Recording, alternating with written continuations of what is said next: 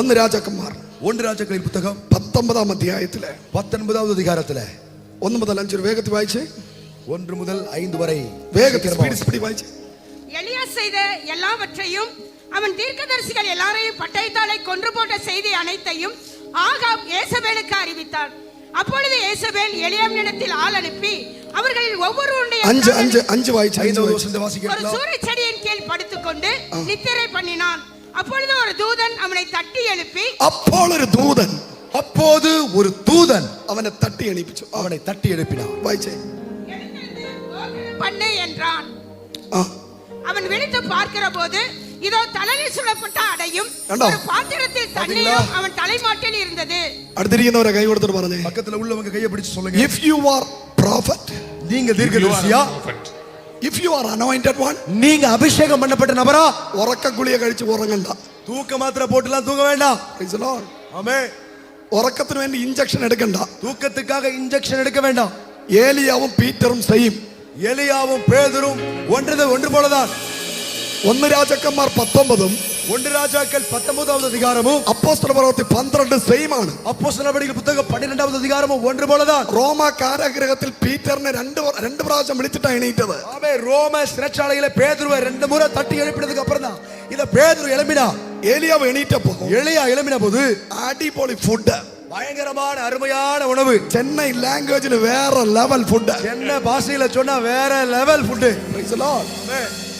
ഈ ഫുഡ് இந்த ஃபுட் ആഹാബിന്റെ കൊട്ടാരത്തിൽ നിന്ന് വന്ന ഫുഡ് അല്ല. ഇത് ആഹാബിൻ அரண்மனையில் இருந்து வந்த உணவு அல்ல. 5 സ്റ്റാർ ഹോട്ടലിൽ നിന്ന് വന്ന ഫുഡ് അല്ല. 5 സ്റ്റാർ ഹോട്ടലിൽ இருந்து വന്ന ഉണവ് അല്ല. തട്ടുകടയിൽ നിന്ന് വന്ന ഫുഡ് അല്ല. തട്ടുകടയിൽ നിന്ന് വന്ന ഉണവ് അല്ല. Praise the Lord. Amen. Hallelujah. Hallelujah. പിന്നെ എവിടെന്നാ വന്നേ? വേറെ എങ്ങിരുന്ന് വന്നത്? സ്വർഗ്ഗത്തിൽ നിന്ന് ഇറങ്ങിയ ഫുഡ്. പരലോകത്തിൽ നിന്ന് ഇറങ്ങി വന്ന ഉണവ്. നിനക്ക് ഫുഡ് തരാൻ ആരും ഇല്ലെങ്കിൽ, உங்களுக்கு உணவை கொடுக்க யாரும் இல்லாவிட்டாலும், നിനക്ക് പന്തി ഒരുക്കാൻ ആരും ഇല്ലെങ്കിൽ, உங்களுக்கு பந்தியை ஏற்படுத்த யாரும் இல்லை என்றாலும், അനുഭവമുള്ള ദാവീദ് പറയും, അനുഭവം பெற்ற தாவீது சொல்லுவார், ദൈവം എന്നെ ശത്രുവിന്റെ നടുവിൽ പന്തി ആയത്തമാക്കും. தேவன் எனக்காக என் சத்துருவுக்கு முன்பதாக பந்தியை ஆயத்தம் பண்ணுவார். കരമടിച്ച് கைகளை தட்டி, கைகளை தட்டி சத்துருகளுக்கு முன்பதாக பந்தி. കരമടിച്ച് கைகளை தட்டி. ഹല്ലേലൂയ. ഹല്ലേലൂയ.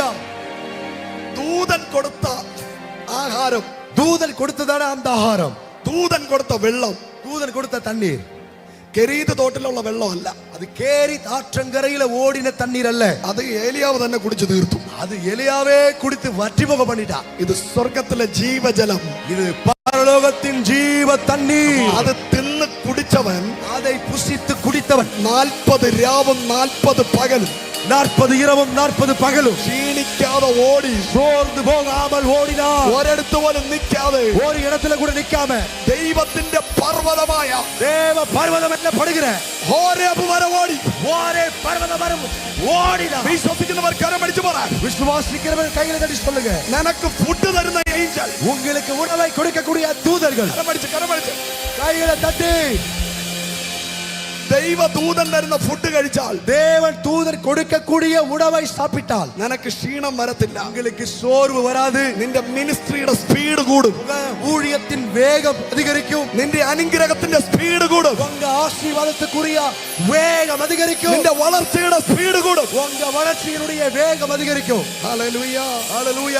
കരം ഉയർത്തി ദൈവത്തെ സ്തുതിച്ച്, കരങ്ങളെ ഉയർത്തി കർത്തരെ തുതിப்போம். ഹല്ലേലൂയ. ഏലിയാവിന്റെ അവസ്ഥ എന്താണെന്നറിയാമോ? എലിയാവുடைய சூழ்நிலை என்ன தெரியுமா? ഈ പുസ്തകത്തിൽ കാണുന്നത് മുറിവേറ്റ ഒരു ദൈവദാസനെയാണ്. இந்த புத்தகத்தில் பார்ப்பது காயப்பட்ட ஒரு தேவ ஊழியரை. 7000 പ്രവാചകന്മാരുണ്ട്, 7000 தீர்க்கதரிசிகள் உண்டு.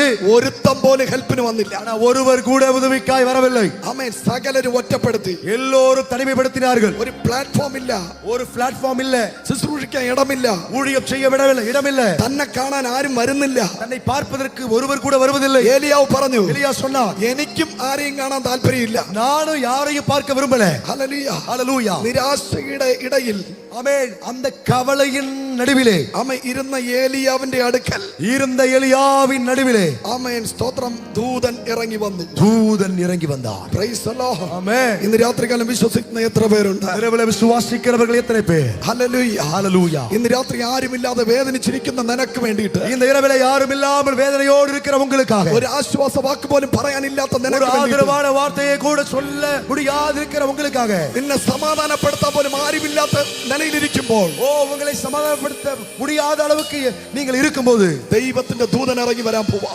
தேவனுடைய தூதன் உங்கள் அருகே இறங்கி வர போகிறார்.